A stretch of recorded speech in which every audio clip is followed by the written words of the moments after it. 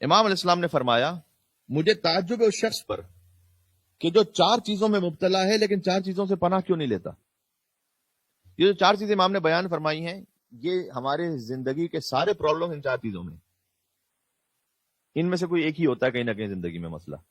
امام نے کہا کہ مجھے تعجب ہے اس شخص پر کہ جو ان 4 میں سے کسی ایک میں مبتلا ہے تو وہ پھر پناہ کیوں نہیں لیتا اللہ کی اس آیت سے کہ جو امام نے بیان کی. تو 4 آیتیں امام نے بیان فرمائی. پہلا امام نے فرمایا کہ تعجب ہے مجھے اس شخص پر کہ جو کسی خوف میں مبتلا ہے، فیئر. بہت ساری زندگی کے سارے پرابلمز اس کی جو روٹ ہے وہ فیئر ہے. جو کسی خوف میں مبتلا ہے وہ پناہ کیوں نہیں لیتا اللہ سبحانہ و تعالیٰ کی آیت کی طرف کہ حسبنا اللہ و نعم الوکیل. اللہ اکبر، یعنی میرے لیے اللہ ہی کافی اور وہی بہترین ریپرزینٹیٹو ہے. ونعم الوکیل کیوں؟ امام نے اس کی دلیل بیان کی.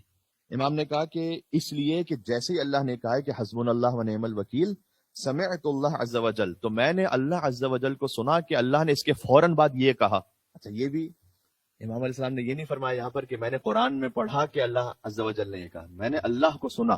سمعت اللہ عز و جل، میں نے اللہ سے سنا کہ اللہ نے حسبنا اللہ و نعم الوکیل کے فوراً بعد یہ کہا فانقلبوا بنعمت من اللہ وفضل لم یمسسہ سوء، کہ اللہ سبحانہ و تعالی نے ان کی مصیبتوں کو نعمتوں میں تبدیل کر دیا، اپنا فضل عطا کیا.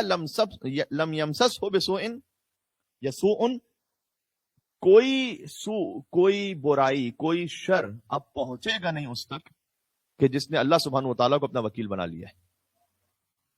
تو مجھے تعجب ایسے شخص پر کہ کیوں وہ خوف میں مبتلا ہے لیکن حسبنا اللہ و نعم الوکیل کا سہارا نہیں لیتا.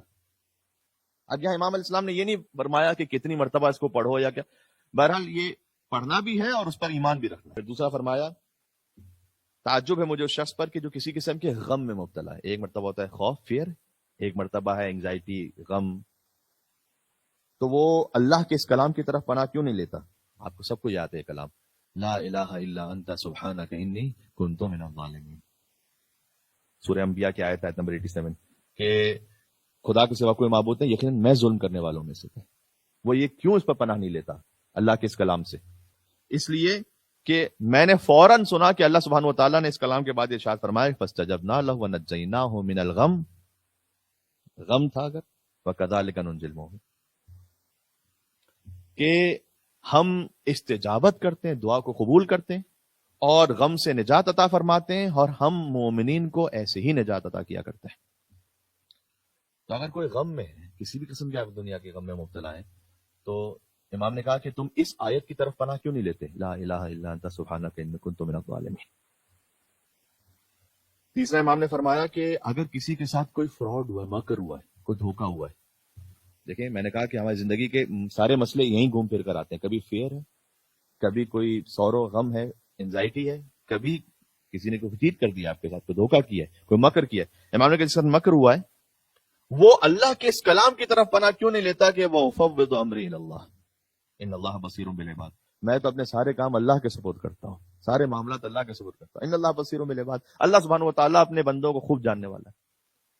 اس لیے امام نے کہا کہ چونکہ میں نے اس کے فوراً بعد یہ سنا، سورہ غافر کی آیت ہے، آیت نمبر 44 تھی، میں نے پڑھی ہے، 45 پڑھ رہا ہوں، اس لیے کہ اللہ نے اس کے فوراً بعد یہ کہا ہے فوقاہ اللہ سیئات ما مکروا، کہ بس جو اس پر یقین رکھنے والا ہے وہ فوض امری اللہ ان اللہ بصیر بالعباد، اللہ سبحانہ و تعالیٰ نے ہر مکر سے جو اس کی طرف آنے والا تھا اسے محفوظ فرما دیا.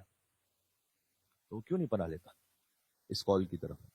اور پھر امام نے آخر میں فرمایا کہ اگر کوئی دنیا اور اس کی زینتوں کو چاہتا ہے، بہت دیکھیں فقط یہاں پر آخرت کی بات نہیں کی امام نے، اگر دنیا اور اس کی زینت بھی چاہتے ہو تو یہ آخر سب ہم و غم یہ ہوتا ہے کہ بھائی دنیا کی فلاں شے چاہیے، کوئی نعمت چاہیے. تو امام نے کہا کہ اس کی طرف پناہ کیوں نہیں لیتا اللہ کے اس کلام کی طرف جو سورہ کہف میں کہ ما شاء اللہ لا قوت الا باللہ، ما شاء اللہ ہوتا وہ ہے کہ جو خدا کی مشیت میں چاہتا ہے، جو خدا چاہتا ہے وہ ہوتا ہے. لا قوت الا باللہ، کوئی طاقت نہیں ہے سوا اللہ سبحانہ و تعالیٰ کے. ان ترانی انا اقل منک مالا وولدا فعسى ربی ان یؤتینی خیرا من جنتک. تو یہ 2 لوگوں کا قصہ سورہ کہف میں بیان ہو رہا تھا. تو اس میں سے ایک شخص نے کہا کہ ما شاء اللہ لا قوت الا باللہ، اور امام نے کہا اس کے بعد اللہ سبحانہ و تعالیٰ نے فوراً کہا کہ اگر اس کے پاس مال کم بھی تھا یا اولاد کم تھی دوسرے کے مقابلے میں، تو امید یہ ہے کہ اللہ سبحانہ و تعالیٰ اس سے بہتر خیر اسے عطا فرما دے گا. ایک مل کے صلوات بھیج دیں صادق آل محمد امام جعفر صادق علیہ السلام کے نام پر. محمد وال محمد.